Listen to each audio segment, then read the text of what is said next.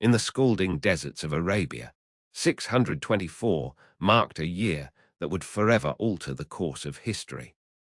The Quraysh of Mecca, enraged by the growing influence of Islam, prepared an army of 950 men to crush the fledgling Muslim community.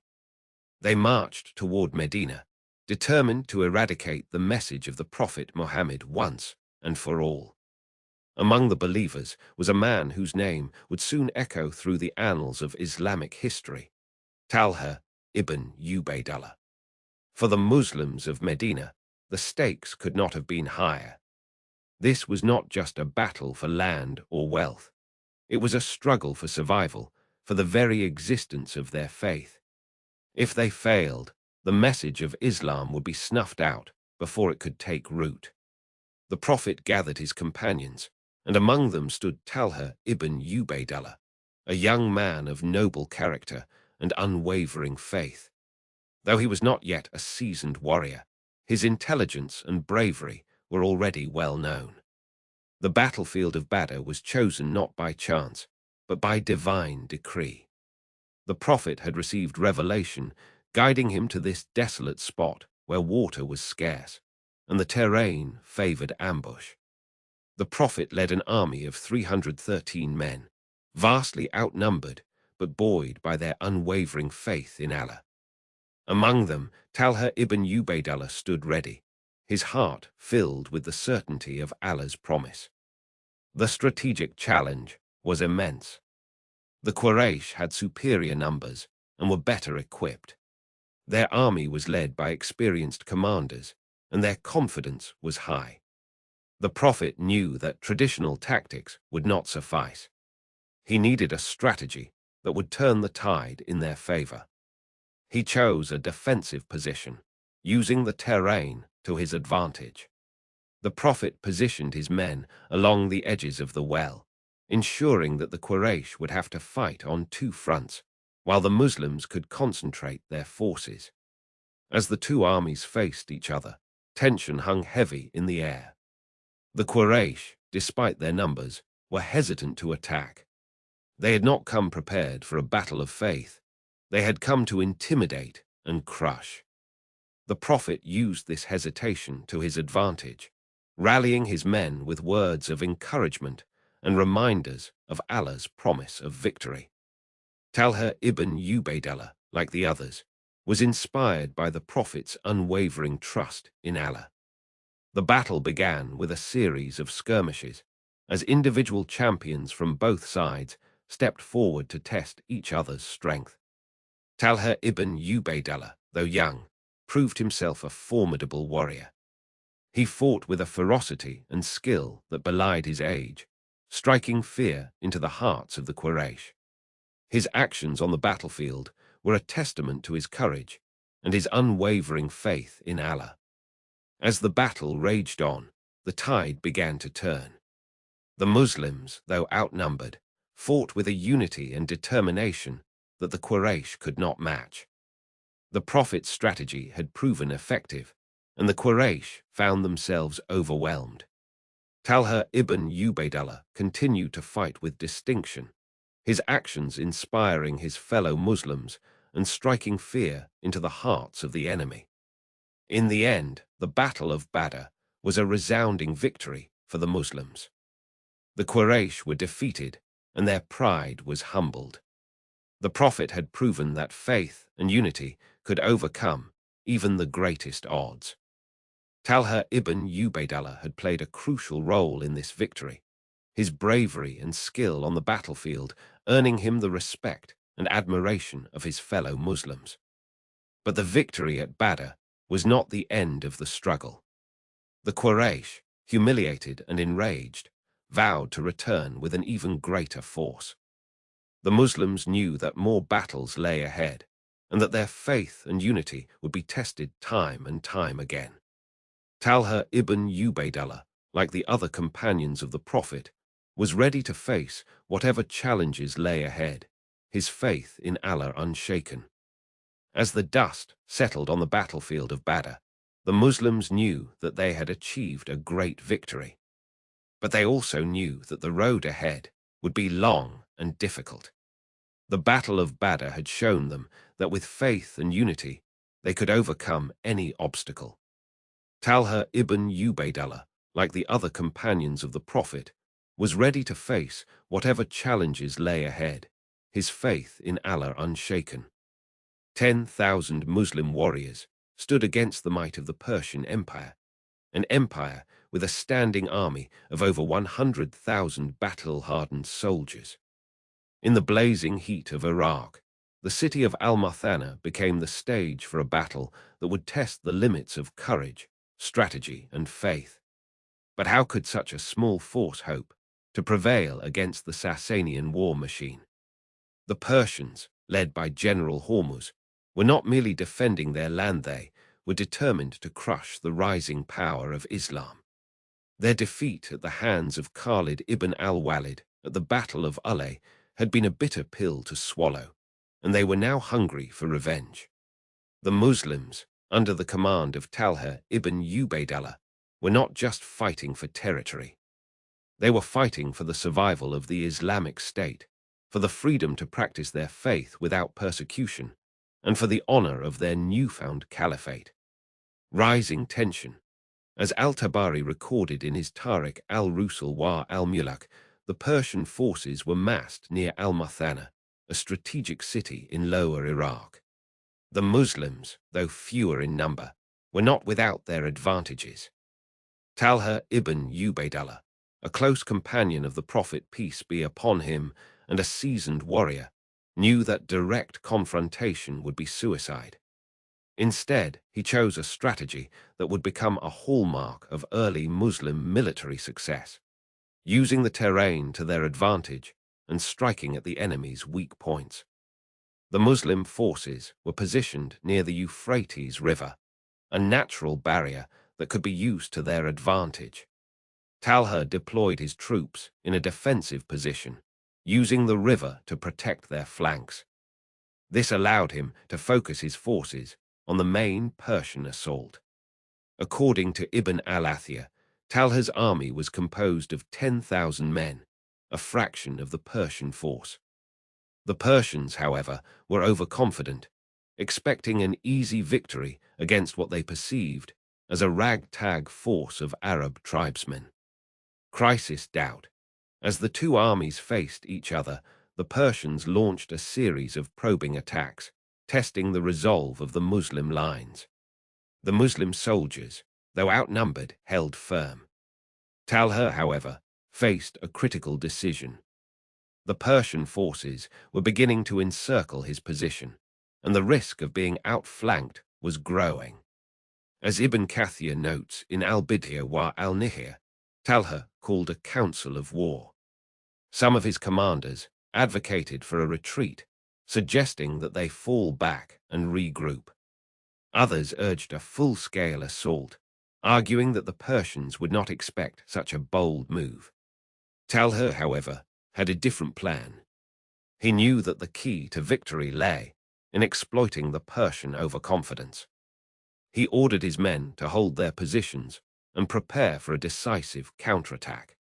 The Persian forces, expecting an easy victory, were caught off guard when the Muslim lines suddenly surged forward, striking at the heart of the Persian formation. The battle that followed was fierce. The Persian forces, though larger, were not prepared for the ferocity of the Muslim assault. Talha's strategy of using the terrain to their advantage proved decisive. The Muslim forces, fighting with the zeal of their faith, broke through the Persian lines, causing chaos and confusion. The Persians, unable to coordinate their response, began to retreat. As Al-Tabari recorded, the Persian retreat quickly turned into a rout. The Muslim forces pursued them, inflicting heavy casualties and securing a decisive victory. Cliffhanger ending, but the victory at Al-Muthanna was not the end of the Persian threat. As the dust settled and the Muslim forces began to regroup, news arrived of another Persian army marching towards Iraq. This time, the Persians were led by the Emperor Yazdijerd III himself, determined to avenge the defeats at Ulay and al-Muthanna. The Muslims would have to prepare for an even greater challenge, one that would test the very limits of their faith and their resolve. With only 3,000 men against Meccan and Quraysh forces 10 times their size, Talha ibn Ubaydullah had a single life-or-death choice. The year 625 CE had begun with a desperate stand at the Battle of Uhud, where the Muslims had suffered heavy losses.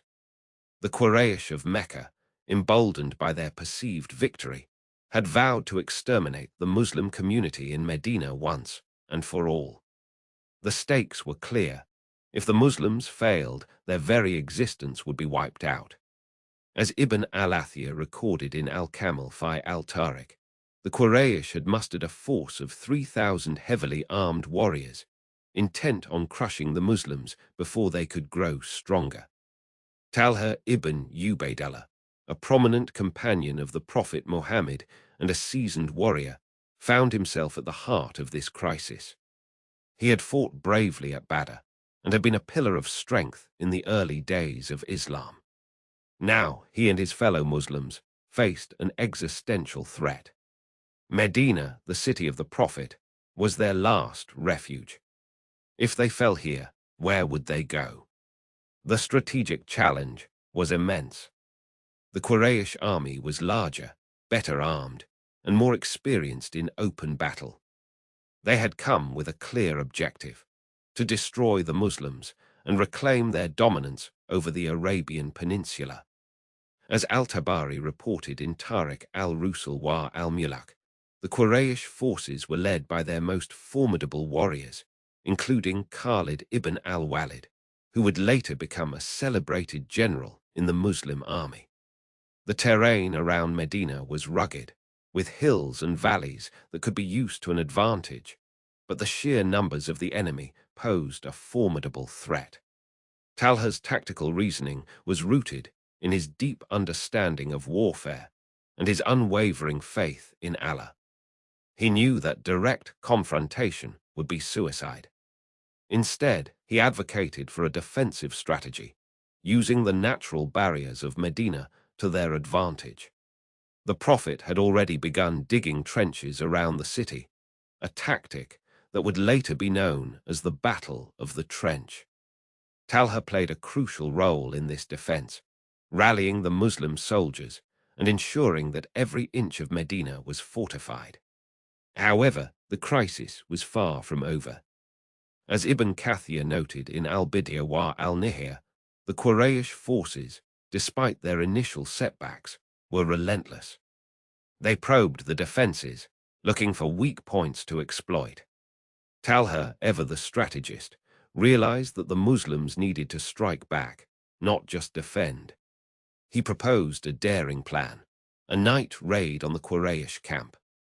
The idea was to sow chaos and disrupt their plans, giving the Muslims a crucial advantage. The decision was not an easy one. A night raid was fraught with danger. The Muslims were outnumbered and outgunned. But Talha's faith in Allah and his trust in the Prophet's leadership gave him the courage to press forward. As Al-Tabari recorded, the Prophet approved the plan, and Talha led a small group of elite warriors on a mission that would change the course of the battle. The raid was a resounding success.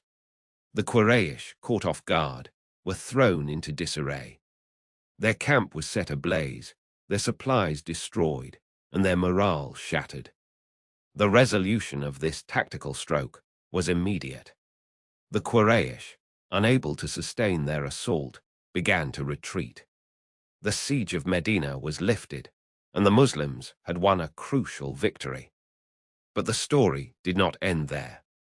As the Quraysh forces withdrew, rumors spread of new alliances and fresh threats. The letter that arrived that night would change everything. It spoke of a new coalition forming against the Muslims, one that would test their resolve like never before. In the year 8 AH, the Prophet Muhammad, peace be upon him, stood at the head of an army of 10,000 Muslims, the largest force the nascent Islamic State had ever assembled. Their destination, Al-Taif, a fortified city in the highlands of the Hijaz, some 60 miles southeast of Medina. The city was a stronghold of the Thaqif tribe, staunch enemies of Islam, and a hub for the idolatry that the Prophet, peace be upon him, had been sent to eradicate. The stakes were clear. If Al-Taif fell, the way to Mecca would be unguarded, and the entire Arabian Peninsula could embrace Islam without further bloodshed. Among the distinguished commanders of this expedition was Talha ibn Ubaydullah, a man whose bravery and strategic acumen had already been proven in battles like Badr and Al-Muthanna. Talha was no ordinary warrior. He was a man of deep faith, unwavering resolve, and unshakable loyalty to the Prophet, peace be upon him. His presence in this campaign was not merely as a fighter, but as a leader whose every decision was guided by divine wisdom and the greater good of the Ummah. As Al-Tabari recorded in his Tarikh al-Rusul al-Muluk, the city of Al-Taif was encircled by imposing walls and defended by a well-supplied garrison. The Thaqif had prepared for siege, stockpiling food and water and fortifying their defenses. The Prophet, peace be upon him, had hoped that the sheer magnitude of the Muslim army would deter the defenders, or, failing that, force them into submission through prolonged starvation. However, the people of Al-Taif, emboldened by their stronghold, refused to surrender. The siege had dragged on for weeks. The Muslims, though disciplined, were growing weary. The terrain was rugged, the climate harsh, and supplies were dwindling. The Prophet, peace be upon him, ever the compassionate leader, was deeply concerned for his companions. According to Ibn al-Athir in Al-Kamil fi al-Tarikh, he had even sought divine guidance, praying fervently for a resolution that would spare further hardship for his people. It was during this critical juncture that Talha ibn Ubaydullah proposed a daring strategy. He argued that a direct assault on the city's walls, though risky, could break the stalemate. The Muslims had the advantage of numbers 1,000 against perhaps 2,000 defenders, but the defenders' position was strong. The key, Talha reasoned, was to exploit the psychological impact of a concerted assault. If the Muslims could demonstrate their readiness to storm the walls at any moment, the defenders might lose their resolve and negotiate terms. The Prophet, peace be upon him, recognizing the merit in Talha's plan, gave the order. The Muslims prepared for the assault, their faith unshaken, their spirits undimmed. According to Ibn Kathir in Al-Bidaya al-Nihaya, the Prophet, peace be upon him, himself led the charge, his presence a beacon of courage for his companions. The defenders, though formidable, were no match for the sheer determination of the Muslim forces. Talha, ever the strategist, saw this as an opportunity to reconsider their approach. He advocated for a shift in tactics. Rather than a full-scale assault, they should focus on tightening the siege, cutting off all supply routes, and waiting for the defenders to capitulate.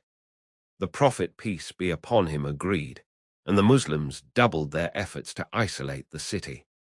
The siege continued for another month, but the people of Al-Taif, despite their fortified position, began to feel the strain. Their supplies were dwindling, and morale was crumbling. According to Ibn al-Athir, it was during this period that the Prophet's wife, Salama, was reportedly moved to tears as she looked upon the walls of Al-Taif. She had witnessed the hardships her husband and his companions had endured, and her heart ached for them. As the siege reached its zenith, the Thaqif finally sent emissaries to the Prophet, peace be upon him, seeking terms of surrender. The terms were generous. Those who surrendered would be spared, and the city would be protected. The Prophet, peace be upon him, accepted, and the siege was lifted. The people of Al-Taif, humbled by their ordeal, agreed to convert to Islam, though the conversion was not immediate. The Prophet, peace be upon him, in his wisdom, allowed them time to reflect and gradually embrace the faith. The campaign of al-Taif was a testament to Talha's strategic brilliance and his unwavering faith. His ability to adapt, to think on his feet, and to prioritize the well-being of his fellow Muslims set him apart as a leader. The Ummah had witnessed his courage at Badr, his tactical genius at Al-Muthanna, and now his resilience in the face of adversity at al-Taif. Talha's actions were not driven by a thirst for glory, but by a deep-seated commitment to the cause of Islam and the advancement of the Ummah. As the Muslims prepared to depart from al-Taif, a new challenge loomed on the horizon. The news had reached them that the Byzantines, aware of the Muslims' growing power, were amassing their forces in Syria. The stage was set for an even greater confrontation, one that would test the mettle of the Muslim army like never before. In the year 629 CE, with Medina still reeling from the recent truce with the Quraysh of Mecca, a single man stood between the city and potential disaster. Talha ibn Ubaydullah, may Allah be pleased with him, found himself at the center of a storm that threatened to unravel the fragile peace. The Quraysh, emboldened by the Treaty of Hudaybiyah, had begun testing the limits of the agreement. According to Al-Tabari, Talha, with only 300 men under his command, faced the possibility of a full-scale violation of the truce. The stakes were clear. If the Quraysh succeeded in provoking a conflict, the delicate balance of power in Arabia would be shattered, and the message of Islam could be set back years. The challenge was immense. The Quraysh had gathered a force of 2,000 warriors, poised to strike at any moment. Talha's small band was vastly outnumbered, but the terrain around Medina offered some advantage. The city was surrounded by natural barriers, and Talha knew the land better than anyone. His strategy was simple yet daring. He would use the element of surprise and the rugged terrain to his advantage, forcing the Quraysh to fight on ground that neutralized their numerical superiority. As Ibn al-Athir recorded in Al-Kamil fi al-Tarikh, Talha divided his forces into smaller units, each tasked with harassing the Quraysh from different directions. He knew that a direct confrontation would be suicide, so he opted for guerrilla tactics, striking quickly and disappearing into the desert before the Quraysh could mount a coordinated response. The first few engagements were skirmishes, but they served a critical purpose. They disrupted the Quraysh's plans and bought Talha valuable time to assess their movements. However, the situation soon grew dire. The Quraysh, realizing that Talha's forces were too scattered to pose a serious threat, began to close in on Medina itself. According to Al-Tabari, Talha found himself facing a moment of real difficulty. His scouts reported that the Quraysh had split their forces, with one contingent marching directly toward the city, while the other sought to cut off any reinforcements Talha might hope to receive from the surrounding tribes. The weight of the decision pressed heavily upon him. If he committed his forces to defending Medina, he risked being overwhelmed by the larger Quraysh army. If he attempted to engage the approaching contingent, he might leave the city vulnerable. In a move that demonstrated both his tactical brilliance and his unwavering faith, Talha chose to face the smaller contingent head-on.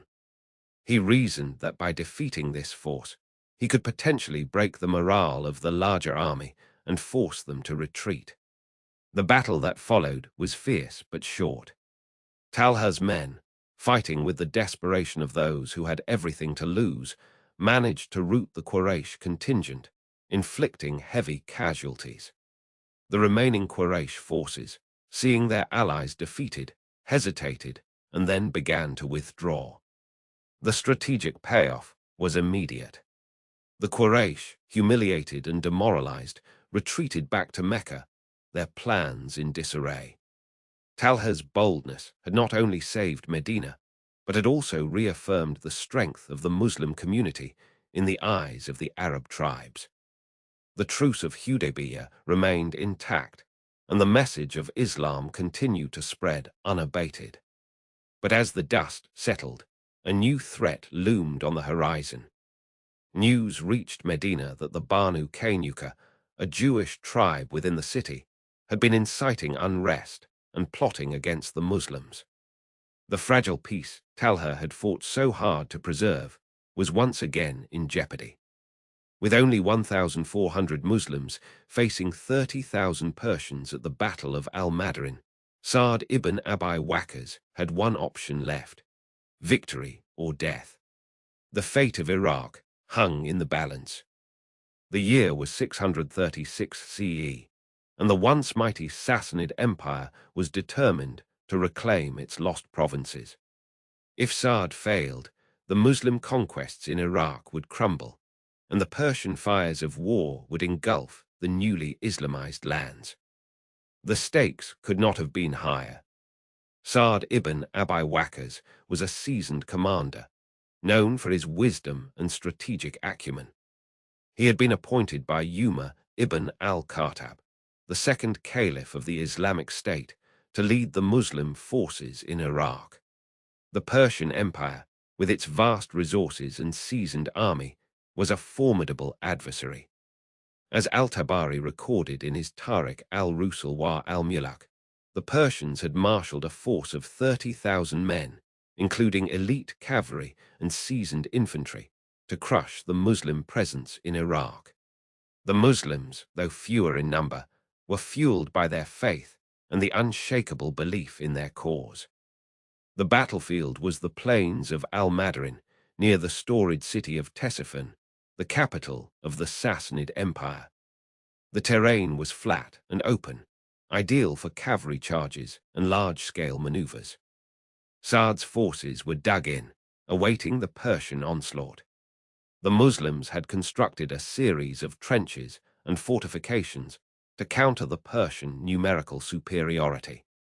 As Ibn al-Athir notes in Al-Kamil fi al-Tarikh, Sa'd's strategy was to lure the Persians into a prolonged conflict, wearing them down with hit-and-run tactics and guerrilla warfare.